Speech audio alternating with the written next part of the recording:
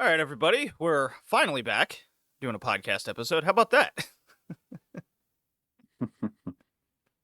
It's your theme After pick, how many Colin. weeks? I don't know, like 6. At least. Hey, sometimes life gets in the way, and boy, does life get in the way. Mostly for you. Mostly for me, yeah. It's been wild between personal stuff, work a lot, uh, forgetting the laptop at work for 1 week. Yeah, I was just about to say. But yeah, Like very. I said, I think I accidentally invoked a curse with this topic. I don't know. The break. Because, The break was actually kind of nice. yeah, I can agree with that. A lot more personal time. I know some podcasts were late notices, but this should never be stressful. Put it that way. Yeah. Gives me and hopefully you guys some time to reset and maybe play some different games and talk about some fucking controversies that's going on. God, what do you think of Xbox? They're stupid. They are stupid. Holy crap. Just following that story over Yeah, the past really. month has just been a trip. Well, they're also stupid for multiple reasons because their Xbox ROG whatever the handheld thing is, the ROG Ally Yeah, has the Xbox name on it, but you can't play your Xbox library on it. correct. You can play What the the hell? PC games from the Game Pass. You can play Steam games, but you can't play Xbox games on the Xbox handheld. And then That's so PlayStation stupid. announced essentially the PSP3. I'm curious how that's going to work out. Essentially, they're both looking at the Nintendo Switch and just going, "We should do that, but not do it well." Yeah, it's looking more like the Wii U than the Switch. Yeah, I was thinking the same thing. That's a much more apt comparison for sure. Because I like we all saw how the well that Vita. It worked just out. didn't work out very well. Xbox. Yeah, it's the RG Ally something. I was calling it. I was talking about it with some people at work, and they're like, "JD, what do you think of this thing?" I was like, "What? You mean the RG Ally brought to you by Xbox? Like it's a sponsor more than an actual ownership?" Yeah. And it's $1,000. Boy. $1,000. Jesus Christ. How much is a Steam Deck going for, like right now? I don't know. I think I bought mine when it was $650. That was, I think, the top end model. So I'm assuming it hasn't gone up. yeah, let me just look at Amazon just for the shits and giggles of it. Yeah, the off of Steam, $650 for the highest end Steam Deck, $400 for the lowest entry. Oh my god. So I will ask everyone, including people listening, why in the fuck would you ever get the Xbox Ally? Yeah, you can just take the regular Ally. You don't even need the Xbox one because I don't think it adds anything to it.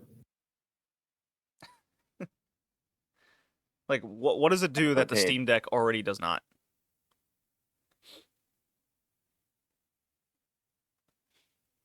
Yeah, I can buy one on. Crickets. Yeah, I can buy on Amazon right now for $500 a Steam Deck. You should add a cricket sound effect to that little pause. Yeah, no kidding.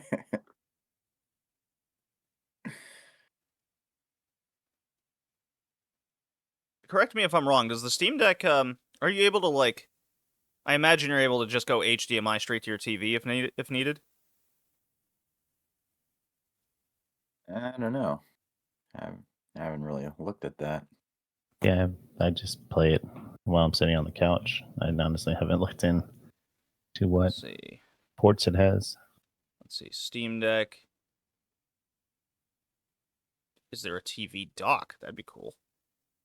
There's a docking station. Connects your Steam Deck to external displays for $80. There you go. So then, yeah, why again? Why would anyone purchase the RG Ally? Brought to you by Xbox. Yeah. More crickets. More crickets. Yeah, and then they Game support- Pass went up to that threshold that pissed everyone off. They doubled it. Like they didn't slowly bring it up. They just fucking doubled it. It was like Peacock. Oh, you want to pay $6 a month or $20 a month? How about no? Don't do that. My friend's he had a pass for like the last 5 years, and he's like, "Yeah, I'm canceling it. It used to be valuable, and once they doubled it, it's not worth it." No, because Xbox doesn't come out with enough exclusives or day one things to make it worth it. When I was doing the modern Gamecast and I was actually like keeping up with games, I had Game Pass for a brief time. And I'm like, Yeah, I had okay, it for about a year and a half. Yeah, that's about how long I had it. And it was, I think then it was $10 a month. So I was like, yeah, that's fine. I was also making much better money, but yeah, it's quite something. I've seen a lot of TikTok videos, YouTubers discussing it, and when it's I mean, I've been tooting the horn. God, I've been saying for like better part of a decade that because Xbox isn't coming out with exclusives and pumping out bad games when they do try to do something, that it lost the whole console war to me well over a decade ago. And apparently this is now the final straw for people saying Xbox has lost the console war. Honestly, I think all consoles are losing the console war. I mean, I don't think so.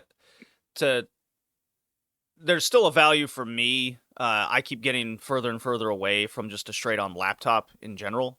Like, I can do a lot of my work via a tablet.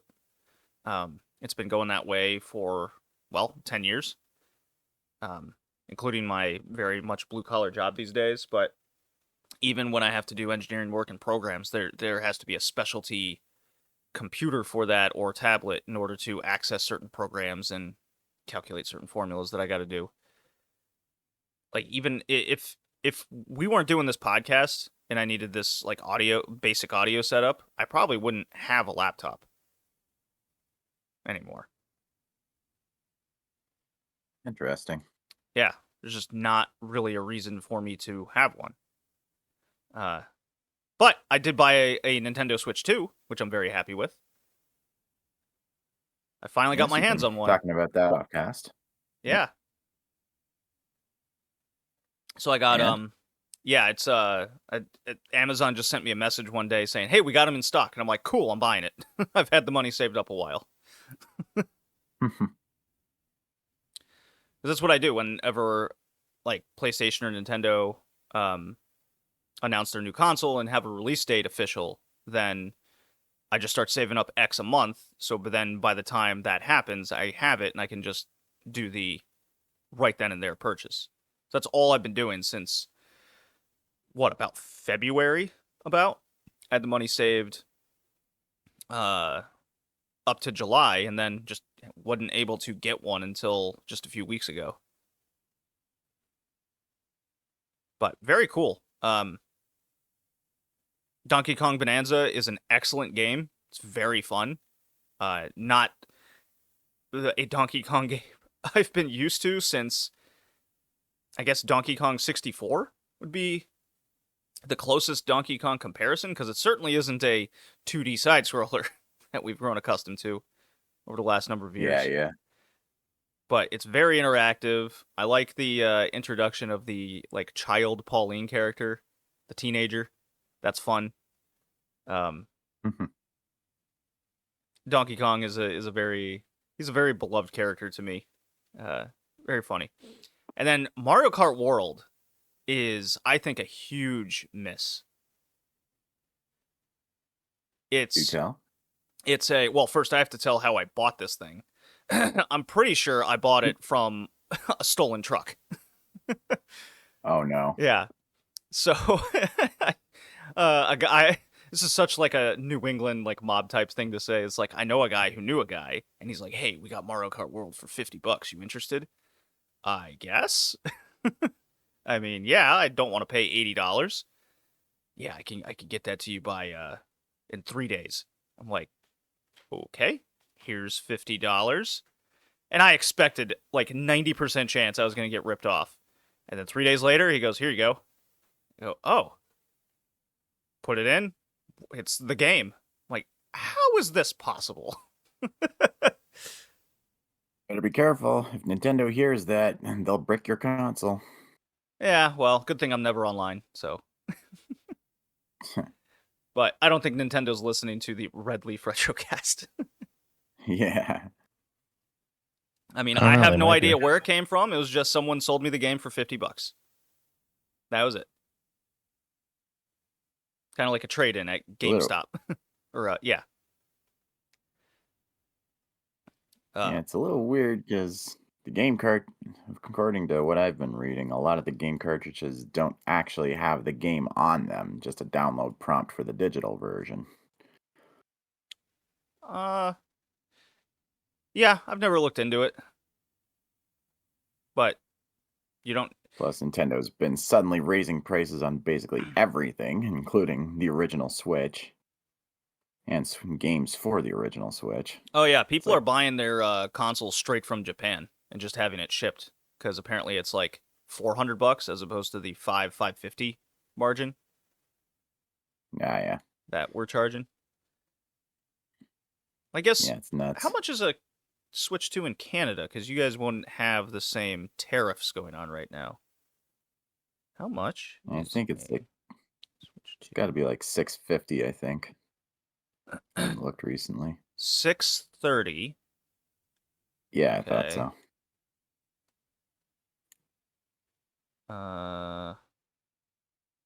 What's that in U.S. dollars? So yours is $50 cheaper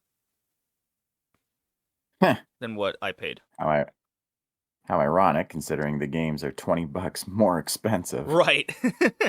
So get it from Canada, guys. And then get your games from the States. Right. Oh yeah. Oh yeah. Oh no, it's $450 in America. Is that what I paid? I thought I paid $500. Did you get like a game with it or special edition or something? No. Let's see. Yeah, I guess I did pay $450. Oh, you know what? I'm including. Yeah, I bought Donkey Kong the same day. That's what I did. Okay, that's why I thought it was like $500. Okay. Yeah, I also got Hollow Knight 2. Haven't played it yet. And then for Spooky yeah, Month. Silk Song. Yeah, and then for and then Spooky Month I bought the first 2 Little Nightmare games, Oh yeah. which I like. They were on sale, so that was cool. Playing through the first one, very fun. But oh yeah, back to Mario Kart World. Huge miss. So we've all played or seen Mario Kart 8, correct? Yes. No. Well, I play it a lot with my nephews. yeah. In essence, Mario Kart World is Mario Kart 8 again. It feels like the exact same game. Graphics are a little better. Extras here and there, different carts. What it lacks, to me, to really set it apart, was introduction of new weapons. Maybe different course designs they can go through. I'm sure there'll be plenty DLC aplenty later for more Mario Kart World content. But the biggest miss to me is this like open world thing they're trying to do. And all I could think of while I was going around this open world, because I thought it would be drive to the town where all the courses are, and then the race will kind of start. And that's not the case.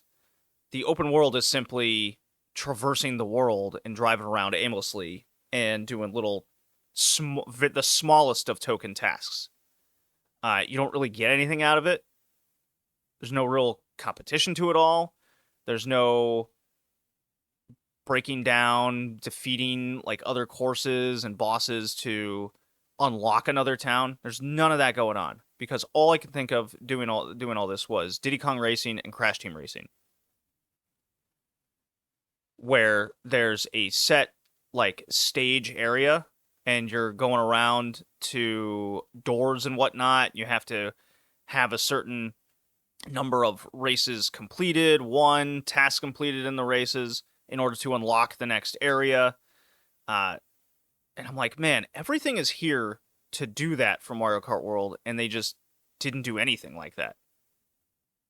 So, like, the base game of just, here's your Grand Prix races, here's your time trials, here's your little knockout round you can do. That's all the same. It's a good racing game from that perspective. It's missing innovation. It's missing the next step. And what if it was just Mario Kart 8 again? I think that would have pissed people off because they're like, why would I buy that when Mario Kart 8 Deluxe is so massively large and it's still outselling Mario Kart World, I believe. At least from a base game perspective. Not the bundle Switch 2 thing isn't part of that stat that I was reading. So I thought, man, that's a bummer. I got like 7-ish hours out of the game before I was like, okay. I played all the courses, did a lot of the CCs.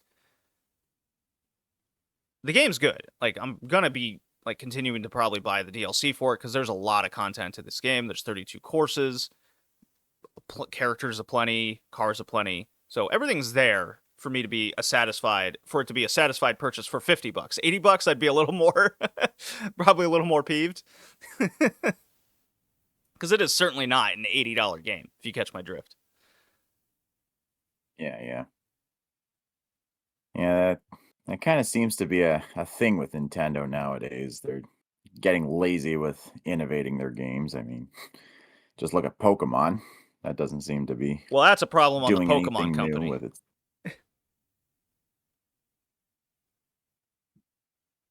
I don't know. It just seems like lack of competition seems to be making them complacent. Well, if you believe Twitter, if you believe Twitter, Instagram, and TikTok are a sign, then everyone's buying right now the current Digimon game and playing that. Yeah. Because they're like, oh my god, this is what Pokemon should be. Yeah, there's a Digimon game.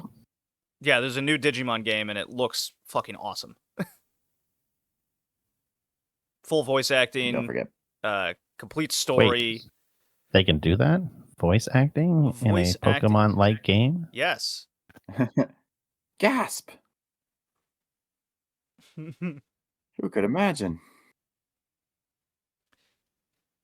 Yeah, it's wild. But yeah, this new Pokemon game, Z to A, I was watching some streamer do it. It was just like a elongated TikTok clip. And it shows him like just starting the game. And I think the whole idea of this new one is you start out at rank Z, and then you have to rank yourself up through battles and whatnot. And after like half an hour, he was already at rank F. What? And he just goes, wait a minute. I've been playing for 30 minutes, and I'm almost a top ranked guy. What? There's like no real grind to it. The world is like fucking lazy. The funniest thing I've seen is the comparison to whatever like Pokemon game came out in like 2002 for the GameCube or something, and they look exactly the same. So they went the Sword Art Online method. Ooh, first 2 floors and floor 80. Wait, exactly. Yeah. It's like whoa, hey. You missed a lot there. It's like the anime I started watching. It's like 999 Gotcha or something, and Joey and I briefly like a couple messages about it. And, it's a paragraph for the title. Well, yeah, there's that. And I'm like, okay, cool. First episode introduces it all well, and then the second episode, he has this whole town he built, and here's all these new characters. I'm like, whoa, hold on. I feel like I missed a lot there in between.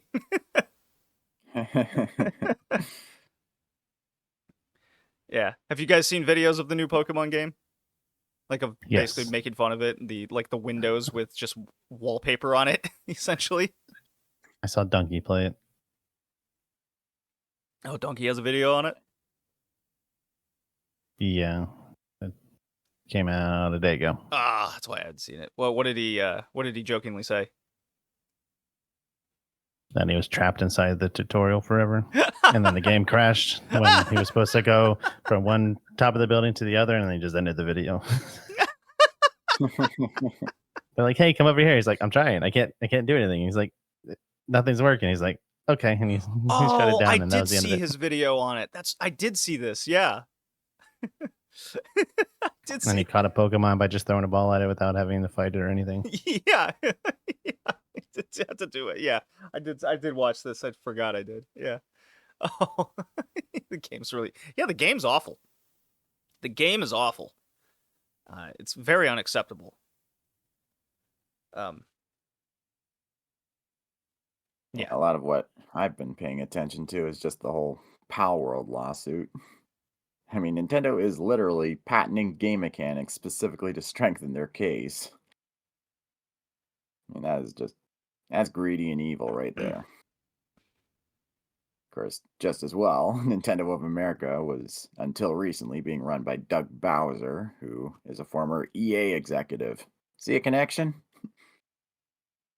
Well, Bowser's out, isn't he? Yeah, but like I said, until recently. But the lawsuit's been going on a lot longer than that.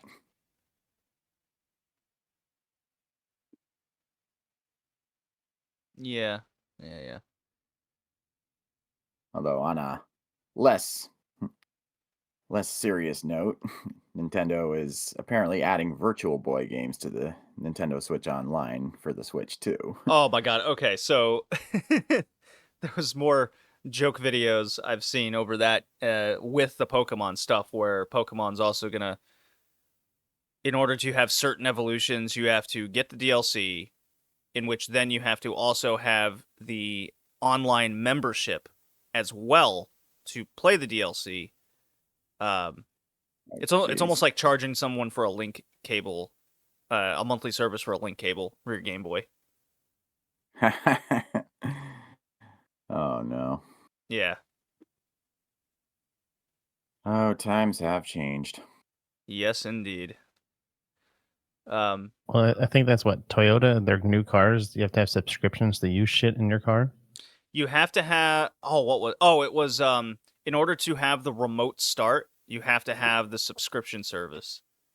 And I think you have to pay for the touchscreen that's already in the car for some stuff. Like you can, for the maps, you can have maps on your phone, but it won't display the map on the screen unless you pay for the maps on this screen. So you're gonna have to pay $40 a month just to get all your car features. That's bullshit. Yeah, you don't actually own what you buy in the car anymore. I think BMW tried doing that with heated seats and stuff, and then just nobody bought the car, and they're like, okay, we won't do this. Yeah, and then Tesla brought it back, and then everyone's okay with it. Why I buy used from pre-2010s. Oh, I'll be driving my car into the ground. Yeah, same here. I already am. So, yeah, I see between stuff like the cars and these subscription services aplenty and increasing the prices aplenty. I mean, I'm going backwards with things, not forwards, and that's gonna certainly stifle. I mean, it's corporate greed. Let's be honest. yep. It's gonna lead to a stifle on the economy, which again we're already seeing because we're hitting recession. We're in one, and it's just getting worse. For sure. Yeah. Yeah, so Mario Kart World, good game. I have my qualms about it. Donkey Kong, good game. Hollow Knight 2, I haven't played yet, but it's excellent. That's all anyone has really talked about. It's a Game of the Year nominee, as far as I'm concerned. Played 3 hours of it. Hollow Knight 2, Silk Song? Yes. What'd you think? It's pretty good. I just haven't been able to put time towards it since there's so many other games I'm playing. Oh, yeah, I'm playing a bunch, too. Besides my list and Little Nightmares. Yeah, you've been playing Ghost of Yotei. You got that, Joey? Yep, 25 hours into that. Is it great?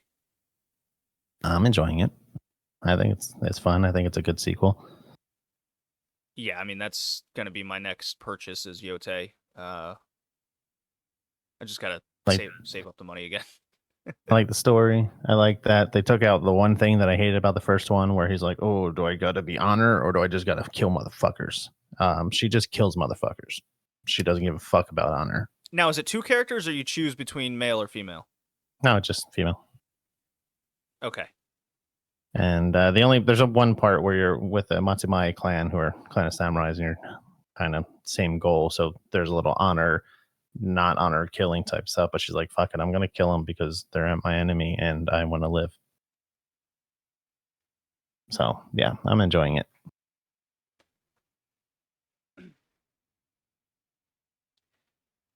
Yeah, the game of the year has gotten interesting all of a sudden.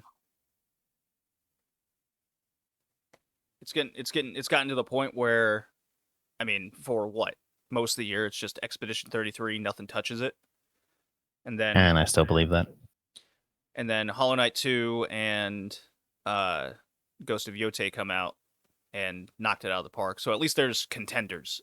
I don't think Death Stranding 2 should be even nominated. I certainly don't think Mario Kart World. Like, I saw one Game of the Year list, not the Game Awards, because that's the main one, but there was one list. I gotta show you this, because this was ridiculous. Let's see.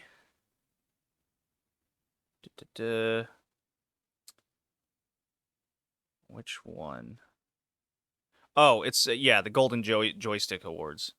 Here we go. Okay. So voting's open for this. And voting closes mid-November. All right, let's see here. Where is Game of the Year? Let's see.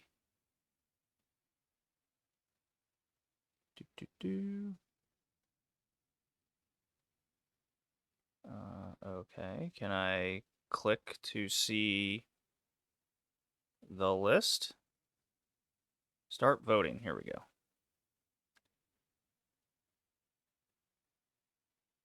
What is this? Bear with me. All right. I gotta get out of gamesradar.com. It's killing me with ads, and I can't actually find what I'm looking for on their site. Golden Joystick Awards.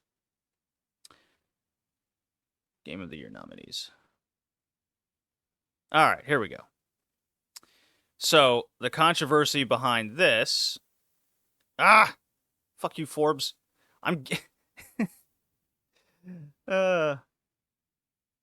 Let's try Insider Gaming Network.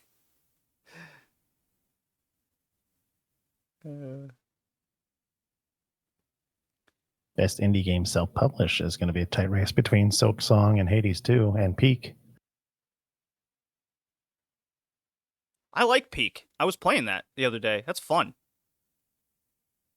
Went over to a friend's place and was playing it on a Steam Deck. Okay, so console game of the year. You ready for this? This is from the Golden Joystick Awards. Obviously not as good and prestigious as the Game Awards, but you get the idea.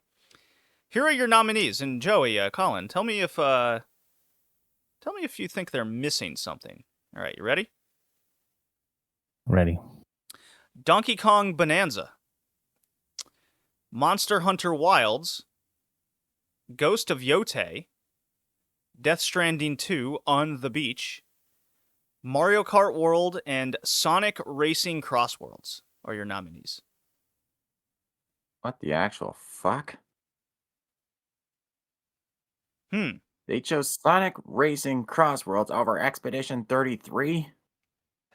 Correct.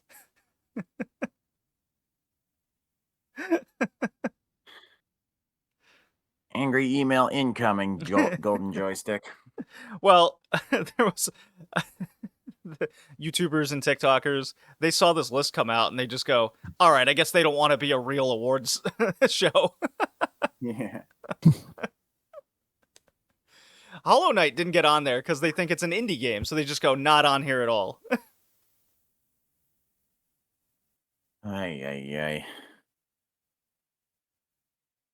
Yeah. So that was worth it. That was worth making fun of it.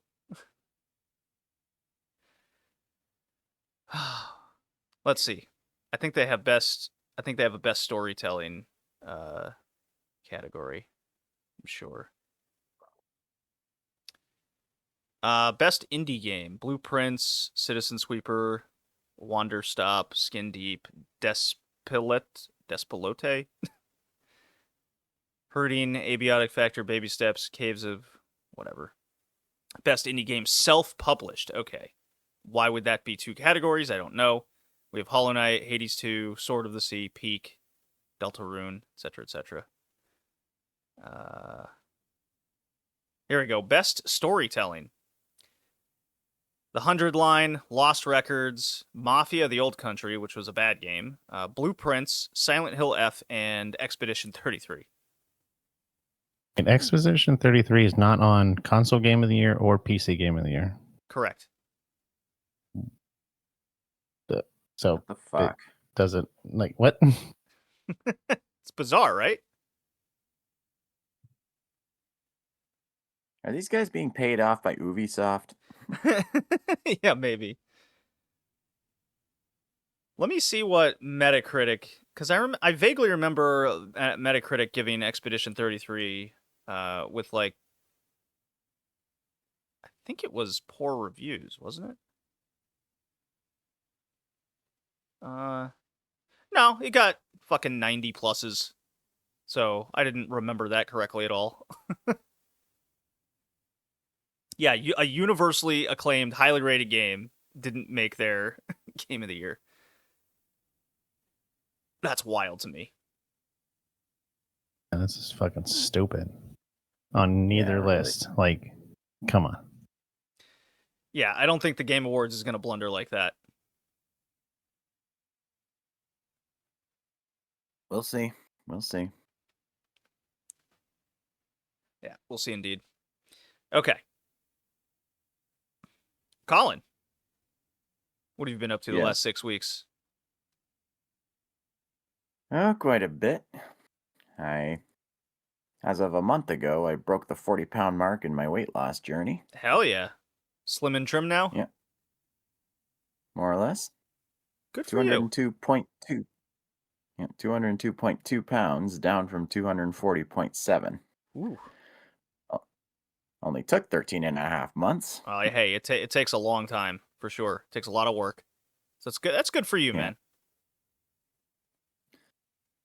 And then I ended up winning a $100 gift card in a raffle at work for a whole wide range of restaurants. So I took my family out to dinner at Kelsey's. And what is a Kelsey's? Yeah, it's a restaurant chain. It's very I'm trying to think of a So like an Applebee's, a Chili's, comparison. Olive Garden situation? Yeah, something like that. Okay. Or like an Applebee's. Okay. And then Thanksgiving happened. So I'm a little heavier from that, but that's no big deal. I also went to a One Piece Symphony Orchestra show in Toronto a few weekends ago. Oh, cool. That was a fun time. It actually had a few what you call it, like sing-along bits, including for like Binks' Sake and the original opening. If those mean anything to either of you. Yo ho ho ho. Yes.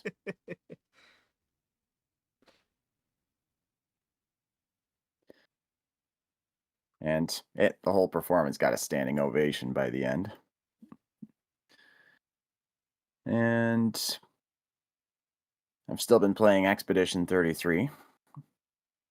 I've gotten all the way to beating the first Axon. So I've made a lot of progress. I remember So you got laughing at one of. so you got 2 to go. Well, I thought it was just one. One. But we'll Yeah, see. one. The No, other one there's is no, side there's content. Oh, okay. Yeah, I was very pleased with all the side content. Yeah. Actually, I think the other one is part of the leveling up one of the characters. Oh, yeah. Yeah, you got to do them anyways. They're super good. Yeah. Yeah, I've been doing a lot of the side content, just going wherever doesn't have the danger indication. And been enjoying some of the camp cutscenes, like the one where Verso literally cuts himself in half and then talking through his bottom half, like the samurai in One Piece at Punk Hazard. I don't think I ever got that. Really? Yeah, I never got that one. I never saw that. I think it depends Weird. on what options you picked. Because I think if you go to the fire, at one point, at a few points, you'll get prompts saying check on the others, Yeah. and then you'll get a cutscene involving everybody, not just not just two characters at a time. Uh-huh. So that's how I got that one. Yeah, I never saw that. Well, Huh. look it up. Yeah, I guess so. I hope he's not using his farts to talk.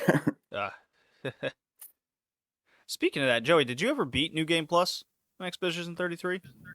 No, other games came up, so that's put on hold. Okay. How long have you played it, though? Somewhere in Act 2. So, like, what, 20 hours? New Game Plus, probably about 10 hours. 10 hours. It's easier to breeze through it in the beginning because you're kind of, well, since I was max level, I'm way overpowered, so everything just dies. Yeah, I could see that.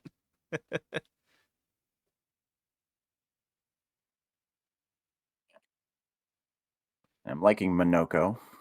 He's a cool character. He's getting all the different attacks from different enemies. It's just fun to have in the party. Yeah, I ended up playing with him a lot more near the end of the game, just because he's so versatile. Yeah. Yeah, there's all kinds of different attacks you can switch out and customize for different bosses. That's a lot of fun. There's also new content. I don't know if it's out or coming out for Expedition 33 I'd be interested in that. with a challenging new boss for late game players. Ooh. Okay. Sounds fancy. I'm into that. Then again, I said Nice. I'd get into all the Stellar Blade and Liza P DLC, but it just, by the time it all came out, I just couldn't go back to it. There's too many other things to play. Yeah, tell me about it. I also dove back into Blaster Master 03. I mean, with October upon us, it reminded me that I haven't completed even half of the games on my New Year's resolution list. Thanks in no small part to Expedition 33, so I'm trying to knock off at least some of the shorter games. And yeah, really I'm certainly in the mood for a lot of shorter games. Yeah, I can imagine. I mean, this game at least has one quality of life improvement from the previous games, and that's when you're on foot in a section outside of the top-down sections. There's a new jetpack feature that allows you to slow your fall if you fall from a high height. Because in the previous games, if you fell from high up, you die. So this makes things a lot less frustrating on that front. And you also have all of your weapons from the previous game in the top-down section. So I guess it's not completely ripping off Metroid in that way. In some ways, it makes things easier, but there are other ways the games add some challenge. And then I gave Mullet Mad Jack a try. I've talked about that one before. And there was way too much going on screen for me to keep going for long periods of time. It's just like all this shit flashing at you on screen. It's like a fucking pachinko machine. I get that it's probably satirizing the live stream culture with all the ads and bright, colorful stuff being used to keep viewers' attention, but this was practically seizure inducing. I have no idea what to focus my attention on. Maybe that's a sign I'm getting old. Could be a lot of reasons. Yeah. Well, Battlefield 6 those... is the big conversation there is because so many people are aging that grew up with the Call of Duty and Battlefield genres and played online, that the response times and whoa, hello cat.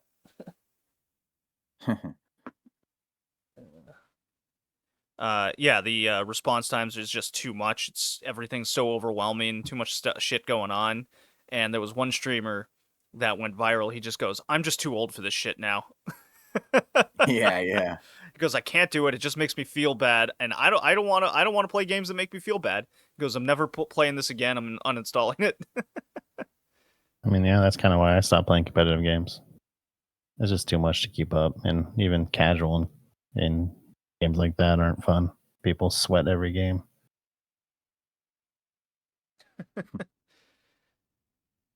Yeah, I mean, I kind of stopped playing sports games altogether. That was a huge thing for me for a long, long time, and I'm just like, I just don't feel like playing these anymore. I'd, in fact, just go back and play the old ones again. It's kind of the same deal. But I never played games online. The only one I ever played for a brief time was in college, was FIFA, when Ultimate Team first came out, and it wasn't this just money grubbing bullshit.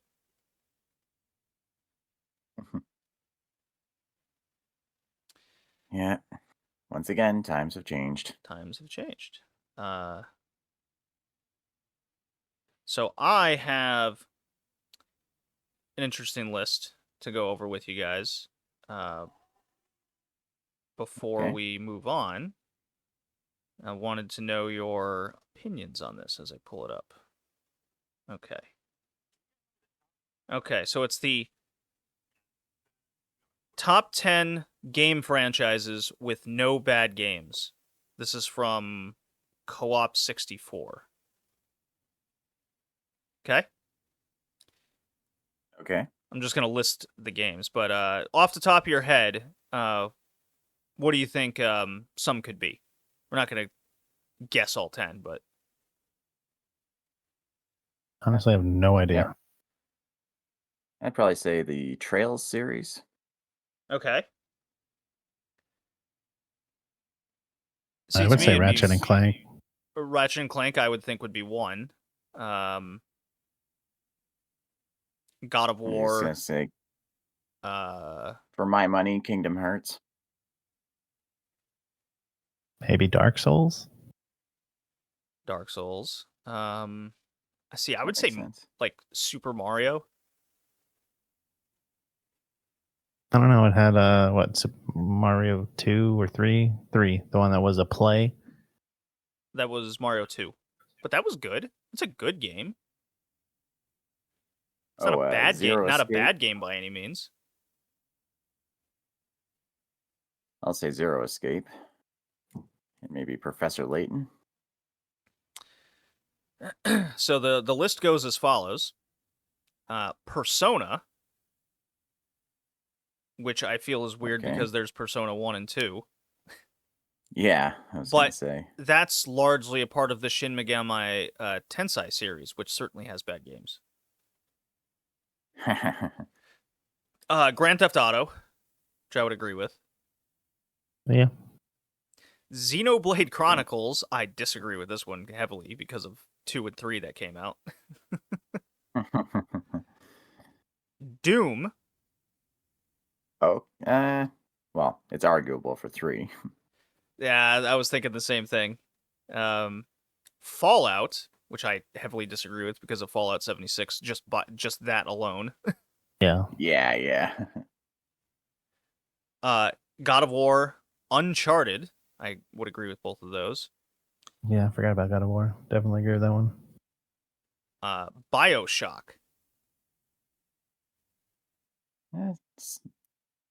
Some would argue about BioShock 2, but I've never played it, so I don't know. But I wouldn't call that a bad game. See, when I think it just wasn't as good as the first one, but it wasn't bad. Right. Yeah. When it comes to I think the key word in this is like bad game. This like Zelda won't make the list because of the CDI games. The CDI games, yeah. But then again, you could also argue those aren't part of the Zelda series. You know what I mean? Yeah, I mean, they weren't even made by Nintendo. Right. So is that a bad Zelda game? I mean... Oh, and another series I can think of is the Luigi's Mansion. I can't think of a single bad game in that one. See, I think for some reason, I believe when this list was made, there has to be like more than 3. Okay. Because in the because Xenoblade Chronicles only has, there's 1, 2, and X. 1, 2, 3, and X, so I guess there's 4 of them. Yeah. And then BioShock has 1, 2, Infinite, and is there another one? I don't think so. So that's only 3. Maybe. Yeah. We know Tomb Raider's not on this list for obvious reasons. BioShock has, BioShock 2, BioShock Infinite. There's BioShock the Collection, but I'm guessing that's all 3 of them. Yeah. And then there's episodes for Infinite, and then there's Manera's Den, which is a DLC. So yeah, there's only 3 games. Okay. Yeah. Dark Souls is on the list, and then this one, Metro. Yeah. I haven't played any of those. Did we play like the first Metro on the podcast? Say one of the Metros was here because I might have selected it. I'm pretty sure we did. Let's see here. I do like Metro. I like the story of Metro. Super Metroid. No, I'm not seeing it. Metroid. Yeah, no. Thought we did. I thought we did too. Okay, so we should get Metro 2033 on here. I mean, I'm ready to go with it. Let's see, list of Metro games. Metro franchise. So when did the first one come out? 2005. Oh yeah, definitely. Shit, 2034 also qualifies.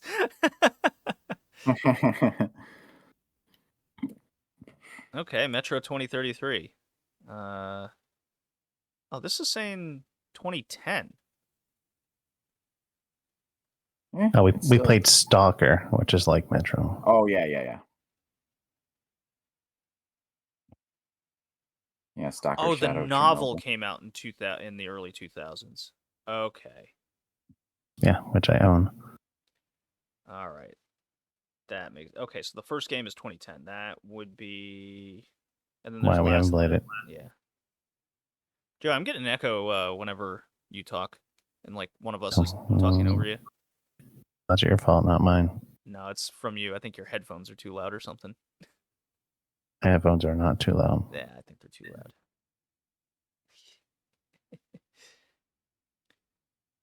So let's see here. Metro 2033 came out on the 360, the PS4, Nintendo Switch, Xbox One. My God. Oh, was it originally an Xbox exclusive? I guess so, right? Yeah, I think so. Yeah. Okay.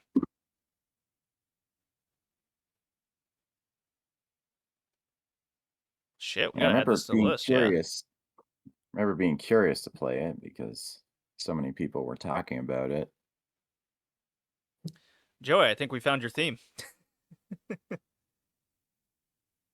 I don't know. We'll see. We'll see. You said it was 2010. Is that? Oh shit! Yeah. Yeah, that's 15 years ago, buddy. Yeah. But is it with the month? I'm guessing by month. Yeah. So one of today's games is from 2010. So yeah, it came out March 2010. So it's coming up on 16 years old.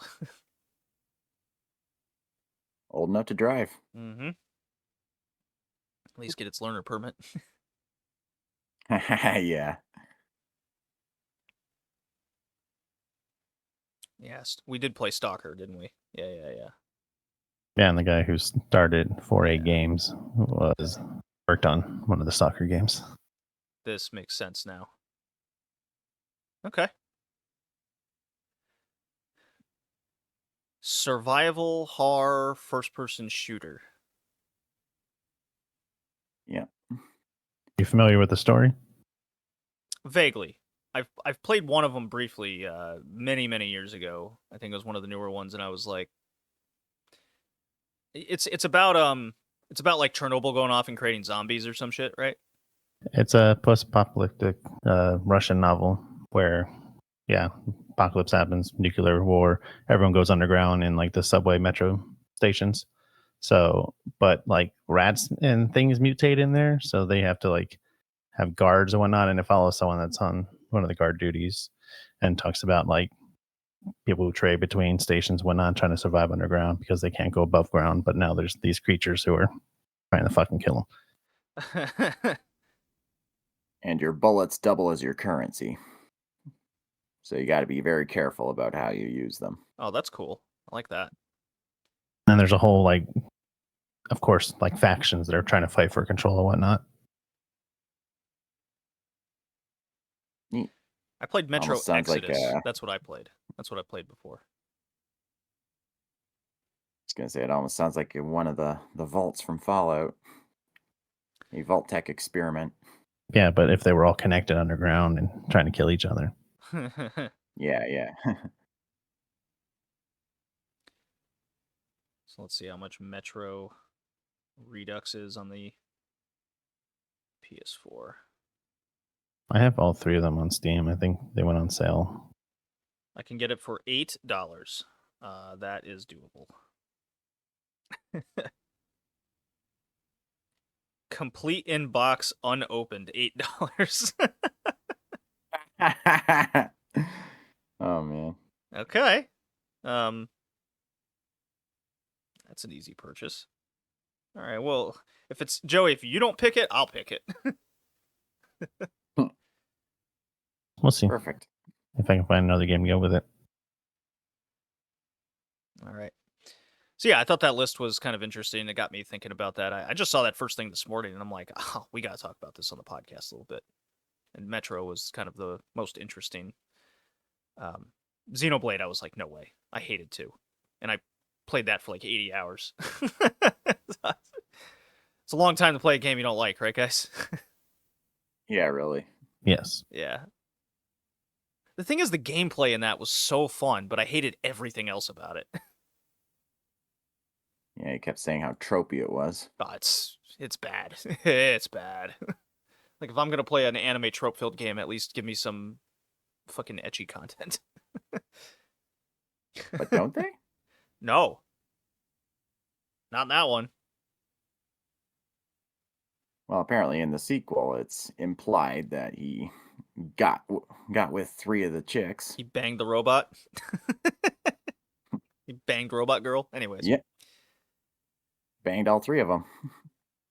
Well, they all have kids with him. Good for him. All right, I'm going to play the Donkey Kong song, and we can move on. Here we go.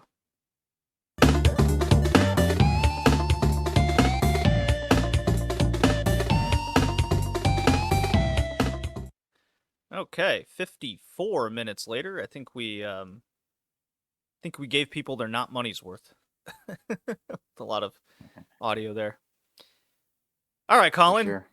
Very apt theme choice here, considering we haven't done a podcast in about 6 weeks. And it's spooky month now, so this ended up working out. Yeah. Yeah, the theme is Back from the Dead. games in which you play as a character who, in some form or fashion, has been brought back from the dead, whether as a ghost or a walking, talking skeleton. See, Joey, this is what it takes to come up with good themes. Really thinking outside the box, unlike you and I. I Actually, don't your think. Touch by Uwe Ball was good a few months back. Yeah, that was. Yeah. I chose this theme because one of the games just this year became 15 years old, and it's one of my all-time favorites. Plus, the other game is one that I've had my eye on for a long time, but never played, mostly due to not having a Sega Saturn or emulator of one.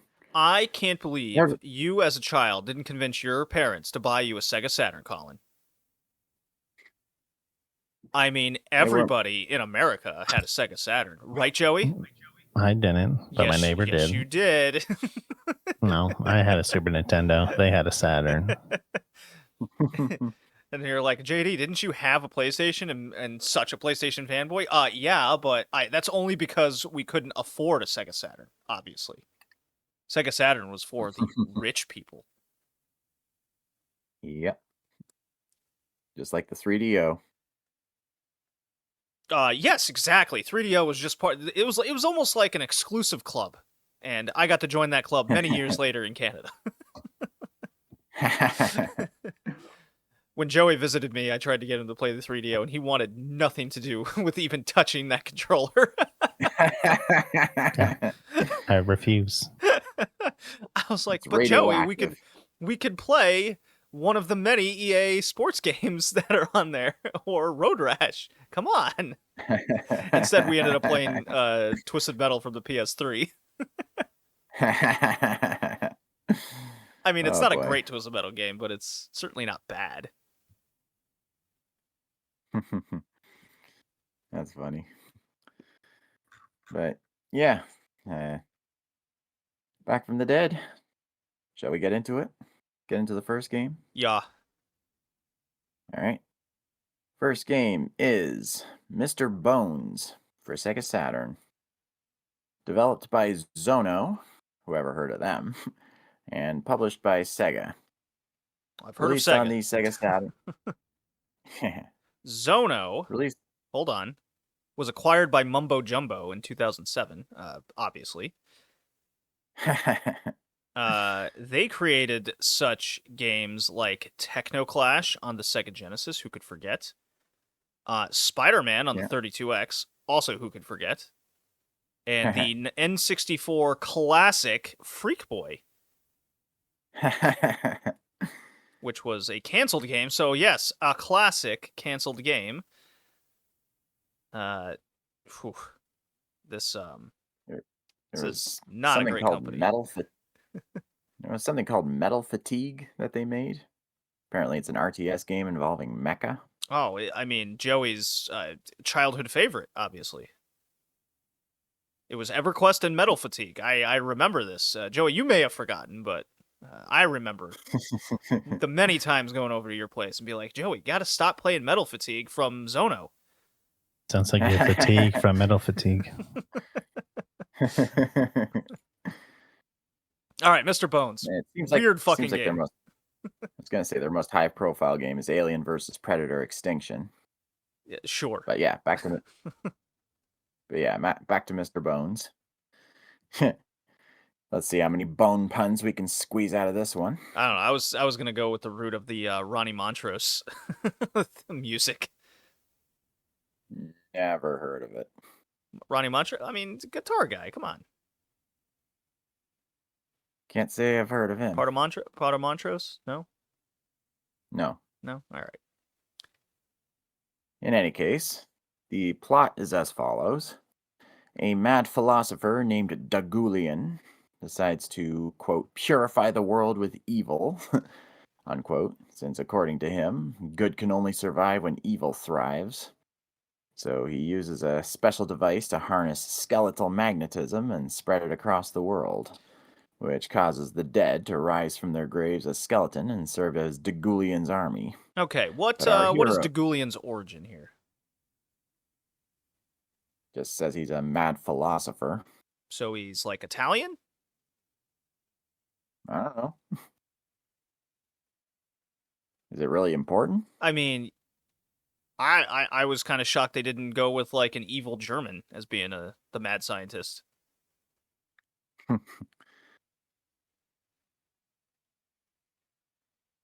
Anyways, Well, I don't know what to tell you there. red bad, blue good. Yeah. Yeah, I was gonna say our hero, Mr. Bones, was pure of heart when he was alive, so he's revived with good skeletal magnetism, which is colored blue, like we just said. Mm-hmm. And all the other skeletons have red skeletism. That's skeletal magnetism shortened. So Dagulian is unable to mind control Mr. Bones as a result. Yeah, And next seeing the time I current want to call out for situation, work, I'll just say, yeah, I got a bad case of skeletism. Yeah. yeah, so seeing the current situation, Mr. Bones sets out to stop Dagulian's plans. And many are probably wondering how I heard of this game. Well, back in the 2000s, when Game Trailers was still a standalone website, I saw a Screw Attack video about this exact game. I remember being intrigued by the fact that no two levels were the same, but what really tipped my curiosity over the edge was the level where you tell jokes, and that really fascinated me. Since then, I've been curious about the game, but never actually played it. And I would say not a lot of people have played this game. Yeah. It's not exactly a cult classic. Yeah, I had a hell of a time trying to play this because I had to use a very hackneyed Saturn emulator. They've gotten better over the last few years, but fuck, this was tough to play. So after about like 30 minutes of just fumbling my way through the game, I ended up watching a lot of YouTube videos of just people going through it because the game's like if you can get it for about $50, you'll be lucky. It kind of goes for more like 80 to 100 when I was looking into it. Yeah. Yeah, it's not cheap. Oh, not by any means. Yeah, like I said, this game is like Earthworm Jim 2 in that each level changes up the gameplay. Like Okay. I was one thinking the same thing. one yeah, one level you might be doing a platforming thing but the next level would be like a rhythm game or a memory game and so on. And it seems like a lot of the levels involve a lot of guesswork as to what the buttons do. Oh yeah. Like like in the guitar solo or the drum solo and the joke level. I can see that causing a lot of frustration. It's not even any real tutorial before each level saying, these buttons do this, this, and this. But the visuals are a mix of live action and computer graphics, much like the Sega CD and the 3DO. I mean, the first level has a foreground of game graphics and the background is live action footage. And the streamers I saw playing the game used a cheat to unlock all of the levels. It's just like what we did on Moosenspiel JD with Oh yeah. Sonic 2. Yeah. Well, you gotta. Pretty much, yeah. And I don't blame them one bit. It would take forever to get right just playing on their own. Now, I do like the voice performance for Mr. Bones. Wherever the VA he does a great job making Mr. Bones a likable character. And apparently the soundtrack features live guitar, which is a pretty cool feature. But unfortunately, this game seems to be like Comics Zone. It's a fun concept and ideas, but the execution isn't quite there. I'd say that's an apt comparison and reason. I can't really tell you if the controls are any good. I can tell you from the platforming, the platforming level is ass. I hated that. But Nah, yeah. yeah. I mean, when I was playing and looking at this game, I was really thinking this is just Earthworm Jim but bad. Nah, yeah. Yeah. I do like the concept of a game that's constantly changing like level designs and genres. That's super fun. I have played games that are they're mostly like wacky Japanese games that make no sense. Yeah. uh, yeah, good concept, but ultimately, I think it was just executed poorly, and I think if it was made more 2D pixel art instead of this like 3D CG thing that they constantly tried to do with the Sega Saturn, this would have been able to be made better and more interesting. Yeah, maybe. I mean, I did kind of like the whole idea of your health bar is how many bones you have left. Like you get hit, you lose like an arm or a leg, and then it can go all the way down to your skull and your spine. It's kind of a neat idea, but like I said, overall it's not executed that great. Though I did enjoy the joke level. That was kind of fun. I think Wikipedia states it best. The game met with divisive reviews, some hailing it as original, others decrying it as hackney and generic platformer, which I think both are true. Original, but executed poorly. Yeah, it's a game that does nothing well. Yeah. Jack of all trades and master of none. Yeah, and certainly a problem. I mean, maybe if it was made by a better developer, they could have at least executed things better. Yeah. Yeah, overall, I give it a soft fail. Yeah, I'm failing the game as well. Is it mine? Say what? I am as well. Yeah, you can. Okay. The game's only about 3 hours. It's super short. The price point alone with that is just like a non-purchase to me. Yeah, too bad.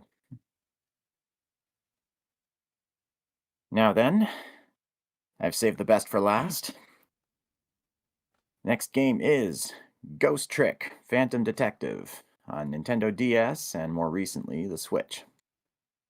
Developed and published by Capcom, released on Nintendo DS in Japan on June 19th, 2010, and in North America, Europe, and Australia on January 2011. And like I said, it was later remastered for modern consoles in June 2023. Now, the plot is as follows. One night, a man named Sissel wakes up as a ghost, having apparently just been killed. However, he has no memory of his death or anything before that, so he goes on a personal mission to uncover the mystery behind his death. And along the way, he masters special ghost powers, or ghost tricks, title drop, that, that allow him limited manipulation of stationary objects by possessing them, and also being able to travel 4 minutes into the past before someone else's death to prevent said death. And he can also travel through phone lines to reach certain destinations in a short amount of time. But he has only until sunrise to figure everything out, or else he vanishes. Will you be able to solve the mystery? And to the audience, fair warning, we are about to go into major spoilers from here on in. So if you haven't played this yet and you want to, bail out now and do so before you come back. Okay? Okay. Yeah, you love this game. Do I ever? Yeah. It's in my top 10 favorite games easily. I mean, I love everything about this game, and I do mean everything. I mean, the gameplay is fun and engaging. The graphics and visual style are fantastic. I mean, there are some butter smooth animations in this, and a lot of cel shaded artwork. The soundtrack is an absolute banger. Thank you, Masakazu Sugimori. I tried playing this He's on also my handheld device, and this was really hard to execute. Yeah, I guess so. Because with the 4-minute timer in order to solve puzzles, I mean, yes, it's a lot of like trial and error and how to navigate the little map that you're on. I ended up finding like a control path where I was able to get it down pretty well. Oh yeah. But it took a while for me to figure that out in order to even make the 4 minutes deadline, essentially, per quote unquote mission. Yeah. Yeah. And I'm going to say the story is one of the most tightly written things I've ever seen. And that's high praise from me.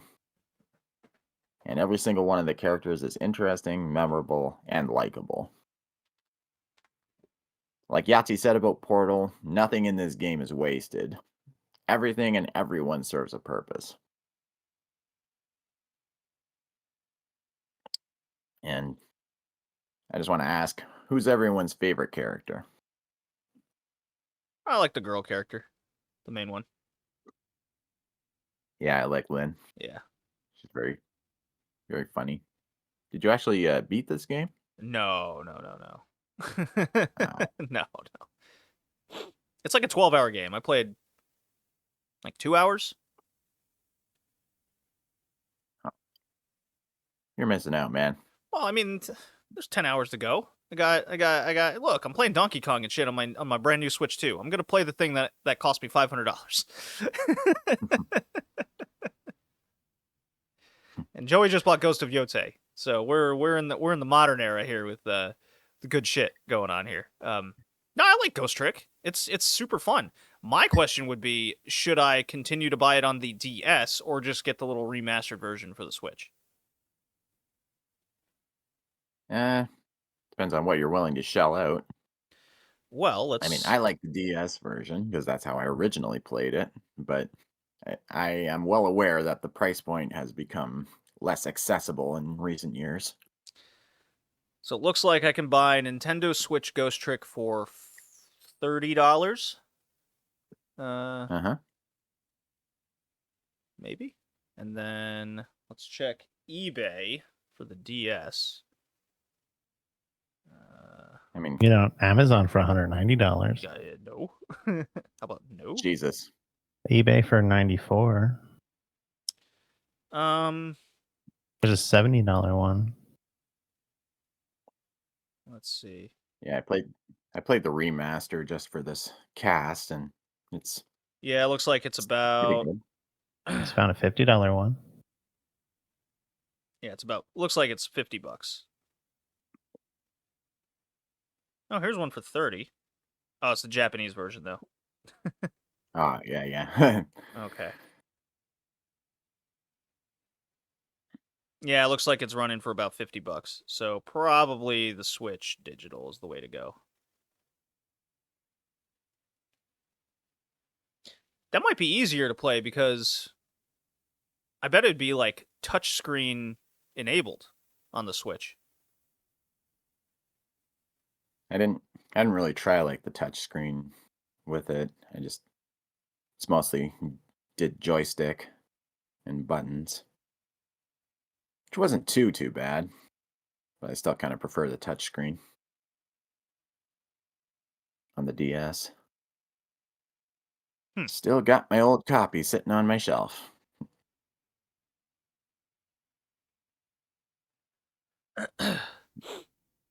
Yeah, you want to go more over the story or what?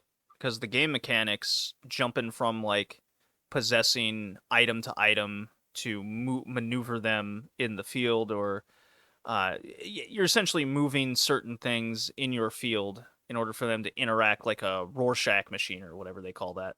Yeah, Rube Goldberg. Rube machine, Goldberg, yeah. that. Thank you. Rorschach is the like painting and what do you see, right? Yeah, the ink blots. Yeah, my bad. Yeah, it's like yeah, it's moving things like a Rube Goldberg machine in order to manipulate the environment in some way to save someone from dying. And you have a time limit on each level. Very easily accessible game mechanics. And then in between everything that happens is the very in-depth Ace Attorney-like story that's going on. Yeah. I was gonna say this game was actually people, made right? by it was made by Shu Takumi, who also made the Ace Attorney franchise. Okay. And apparently, according to him, the game takes place in the same universe as Ace Attorney, but the stories have absolutely nothing to do with each other. So I thought that was kind of neat. But yeah, Like JD said, I really like Lynn, the character Lynn. She's like the main girl. She's like the Kenny McCormick of this game. Yeah, you're constantly preventing her death. Yeah. She's actually like, whoops, guess I died again. Her design reminds me a lot of Yoko from Gurren Lagann, minus the skimpy outfit. Yeah, I could see that. How far did you play, JD? Like I said, I only played a couple hours, so what is that, like 4 levels? Well, I mean, like, what point in the story do you remember last? It has been like a month. I should have brushed up. Let's see. See if anything jogs my memory from. Let's see. Is there the apartment with the dog and the purple-haired girl? I got that far. Yeah, because you got to manipulate the dog underneath the sofa. And then she goes under the sofa at the right time when the dude busts in to, like, murder her. So I got that far. And was there also going back to the junkyard with the Rube Goldberg machine there? No. Yes? Is that where I stopped? With the sniper guy you gotta stop? I do remember the sniper guy. Okay, I did play that. I think that would have been the last one, though. Oh, yeah. Yeah. But yeah, I've beaten this game twice, and that the story's payoff is so satisfying. That's all I'm gonna say there. And this is just a small thing, but I want one of those rotating Santa sleigh decorations that we see in the apartment. You're saving purple-haired girl and the dog.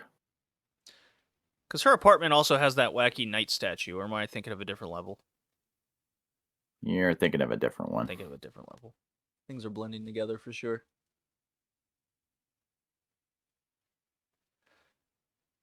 And then there's all kinds of quirky visuals in this. Like at one point, you're in a kitchen, and this chef is cooking some chicken, and he actually keeps a cooking sherry wine bottle in his chef's hat to pour into the saucepan, still balanced on his head. That actually gave me a chuckle. Or when another guy's having a heart attack and needs to take his medication, and he pours the entire bottle down his throat. And the stream of pills is way bigger and longer than what should realistically fit into the bottle. Yeah, what could go wrong taking all that nitride, you know? Did Donald Trump say not to take those pills? I could use a little bit of autism in my life.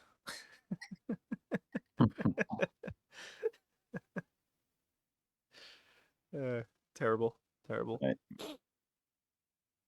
yeah. Did Let me see.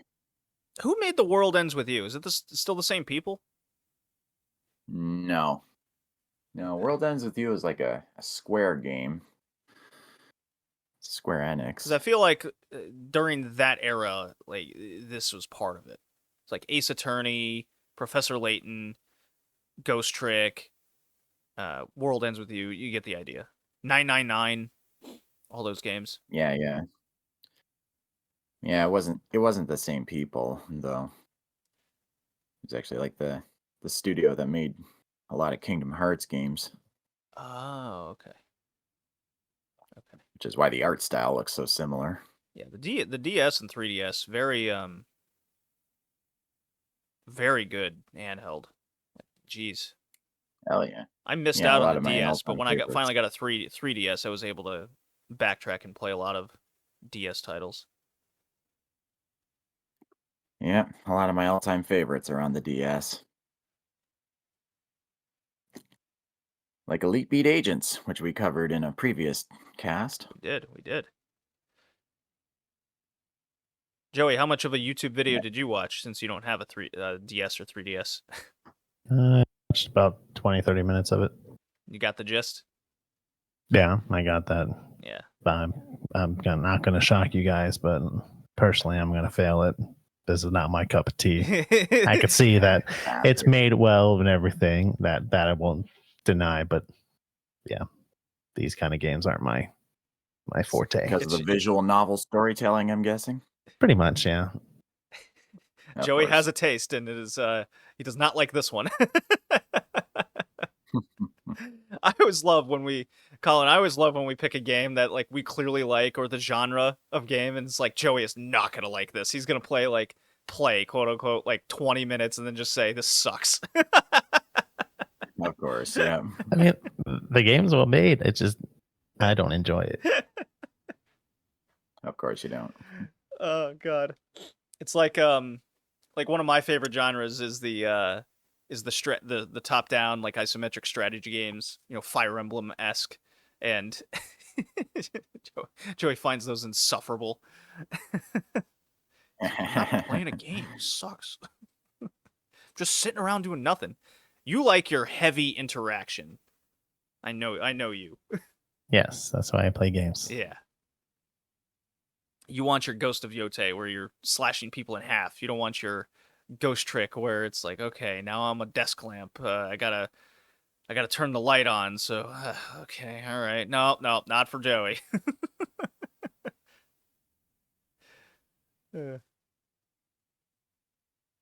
Yeah. Without spoiling too much, my own personal favorite character is Missile, the little Pomeranian dog at the apartment. Without saying too much, his loyalty to purple-haired girl makes Jeremiah Gottwald from Code Geass look like a pussy. A loyal dog? I don't believe it. Well, it's just as well he's a Pomeranian. In real life, Pomeranians tend to be insanely loyal to their owners. Nah, I never heard of that. It's gotta be fake news. Why am I having so much problem signing into the PlayStation app? This is bullshit.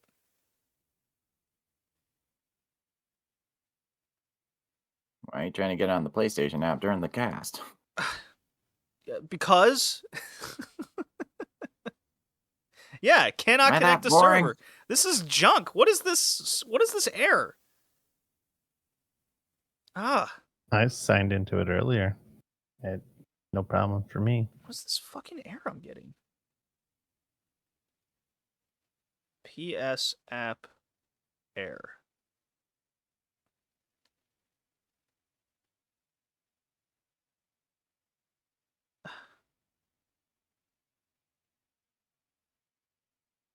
Restart your phone. Okay, fine. I will. Colin, I really like Ghost Trick. I'm probably going to get it on the Switch store and wait for it to be on sale. I think it's an easy pass for me, personally. Good to hear. I think you'll really enjoy the rest of it because, like Parasite Eve, it just rolls. It just rolls. Well, certainly not Parasite Eve. It's one of my favorite franchises. Admittedly, only the first game is actually the good one. But I do like that Parasite universe. Eve. Speaking of Parasite Eve, I a while back linked a game or a trailer for a game called Parasite Mutant. Yes, I saw that. Chat. And what did you think? I'm excited to see how they execute it. It's for those that don't know, Parasite Mutant is essentially copying the gameplay mechanic of Parasite Eve 1. Yeah. Which is really cool. It's a huge homage to the game. Yeah, that's one of my favorite game mechanics out there is the RPG free roam battle arena, which ironically the new Pokemon game tried to do. It's just shitty and cheap. Star Ocean, the second story, has that. You're in this confined area that you get to freely move around in for the same RPG mechanics, and I love that execution. Very cool stuff. So I hope it does well. I really do. Cool.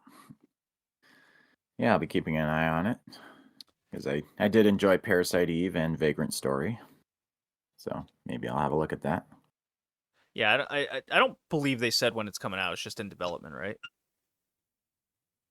Yeah, it's still just they have the announcement trailer, but that's all I can remember it having.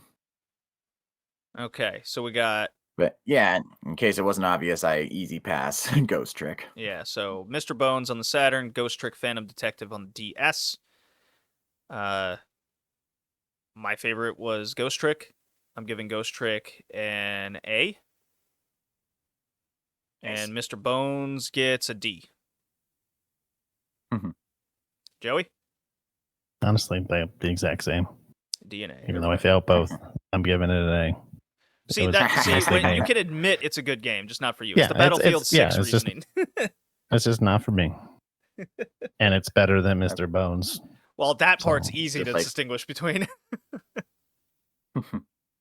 That's like me with Madden 2004. I failed it, but I gave it an A. Which you can do. Yeah. So yeah, my rankings, obviously Ghost Trick is my favorite. I'm giving Ghost Trick an S, and Mr. Bones a low. And Mr. Bones a low C. Well, hate to tell you that, Colin, but because Joey and I overruled you, it's DNA overall. Damn it. But that does set Ghost Trick as one of the best games we played, retro games we played this year. Cool beans. That would be up there with Metal Gear Solid and the Game Boy Color, mostly because I gave that game an S. You guys gave it B's, but I think overall this is the best rated game from this year. God of War 2. No, that's last year. That was last year, yeah. Oh, dang, we've not really played anything. It's all been like mid. It's all been pretty mid this year, and some... What, do we have any Fs this year? I don't think we do. I can't remember. We have a couple Ds. We have not given a single F. Yeah, since December 2024. Yeah. When we had Reclaiming America. That was not a well-received retro podcast gaming from the game perspective. Yeah, really. I think that was our only double F podcast. Now 3DO is horrible. Yeah. Oh, yeah. Yeah, because I did 3DO is good, and then 3DO is actually horrible. That was a double F episode. Yeah, that was easy to do. That was in May. That's right. Last year, May. Okay. So, Joey, you have the next theme pick. I guess we could tell the audience it's either going to be the next cast or the cast after we're doing Metro 2033. Oh, Metro 2033 is going to be in it. Okay. I picked mine. It's going to be called Shut Up Already. Shut up already. How did you come up with that? Silent protagonists. Oh. So cool beans. Xbox 360. Okay. Shut up already. Cool. I like that. That would be... So that, tentatively, if we stick to what we're supposed to do, that would be November 2nd is the next recording. Okay. Done. Guys, it's been a blast. See you next time. Bye. Bye now.